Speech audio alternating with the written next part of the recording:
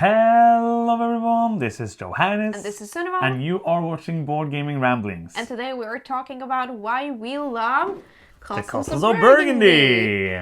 This is a new series called Why We Love. We're trying it out. One of our patrons called Kit was like, why don't you make a series of short videos of why you love your favorite games? That's what we're going to do. Sounds good. If you like the series, let us know in the comments. These are going to be trying to keep them to 10 minutes. And if you know us, you know how hard that's going to be. So we're going to do our complete best without just turning on my speed. This one might be a bit longer because we're explaining the series. If you have any games you know we like and you would like to see us a video about this, if you have any ideas or comments about how we structure the videos, then basically what we are going to do is that we're going to have 5 points about why we like the game, and then a few comments on it, and we're going to try not to ramble way too long. Yes. And we hope you like this series as much as we like these games. Yes. So let's start first off briefly. Castles of Burgundy, we played it 26 times. Yeah. That's logged. I think that's all because I think I started logging on BGG pretty soon. The first log play was in December 2012. So that's a long time ago. So yeah, that must be like we started because we started playing games around like in the beginning of 2012, when right before I met you. Yeah. And we almost used half of our time already, Oh, or okay. 1/5 of our time. So let's talk about the points about why we love Castles of Burgundy. Yes, the first reason I love Castles of Burgundy is the main mechanism of the game, which are the using of the dice. There are multiple ways to use the dice. You're using them for everything in the game, and what I like so much is that you can mitigate it. I'm a huge fan of mitigation in dice games, and I think it's done very well here. And I also love the crunchy decision that goes into all of these dice using. You use them for placing the tiles, you're using them for drafting, you're using them for selling your commodities, you're using them for basically everything, and that's super cool.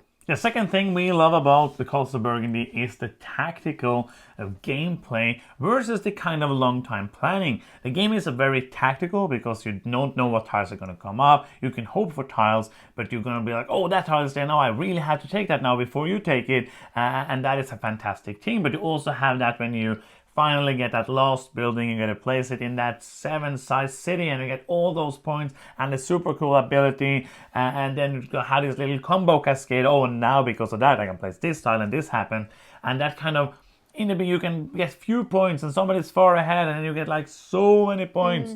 And this tactical versus the long time kind of getting the plan to where you want to have it is fantastic. And we like also that the playtime is very fast. With 2 players, which is my favorite player count for Castles of Burgundy, it goes very fast paced. And we know these rules so well that we can just very easily get it to the table, don't need to read any rules, just set it up and play it. And I really love that there is so little downtime between the turns. It's very small actions that you do, so it goes very quickly by. And it's one of the games that we are actually kind of competitive at. Yes. Because we are getting we were at least pretty good at the game. Or we don't know We think in so. the world. And also for me, this is not only a 2-player game, but it is a you and me player game. Yeah. Aww. That's so cute. So that is like the perfect play. Played it in more players, but you and me is the way to go. Yeah. The next thing we love about Castles of Burgundy is the weight.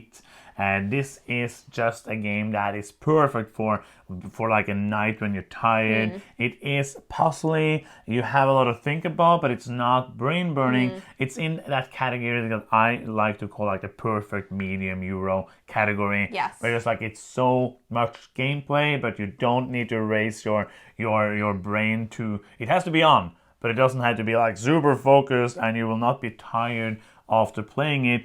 So for that, it is a fantastic game. Absolutely. The last reason that we're going to mention today is that it has a huge sentimental value for the both of us. This has been with us since the beginning of our gaming career. Gaming adventure is better. And it is the board game that got me into board games, because this was one of the games that I had a chance of beating you in, and I got like this feeling of accomplishment, and it was like not too heavy because I was very new at this, and a lot of things that we played was a little too heavy for me. So for me as well. I just played what I found. Yeah, for that reasons, I have a like really nostalgic feeling going back to this game, and it has it is a forever keep for us.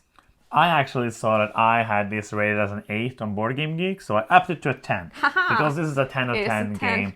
Easily. It is one of those games that I would always love to play, both for all of these reasons and many more reasons. The sentimental value, of course, adds to that. Like it's so important for us because I don't like. There could have been another game here that probably did the same thing, but I know for many people this is the game that made them be like, oh, board games are really cool.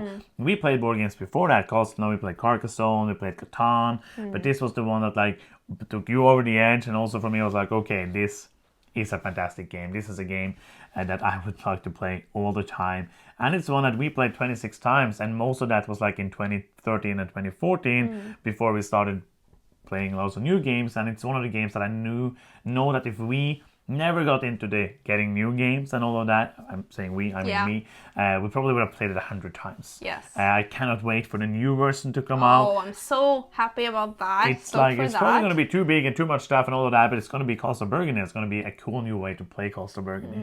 So that is some reasons why we love, 5 reasons why we love Castles of Burgundy. And we hope you enjoyed this first episode of this new series. If you have any comments on what you think about it, I felt like this was a nice little like overview about why we love it and maybe why you might love it too. Yeah. And that is the end of this video. If you are still here and you have not subscribed, is there some way you could do that? Yes, there's a button down there. You can click it and then you are subscribing. It's fun and it's free. It makes us happy. Like this. If you want to do something that's not free, you can. Go to patreon.com/boardgamingramblings and support us there. And that's the end of this video. Thank you so much for watching. Hope to see you in the next video. I'm Johannes. I'm Sunniva. And you've been watching Board Gaming Ramblings, and bye bye.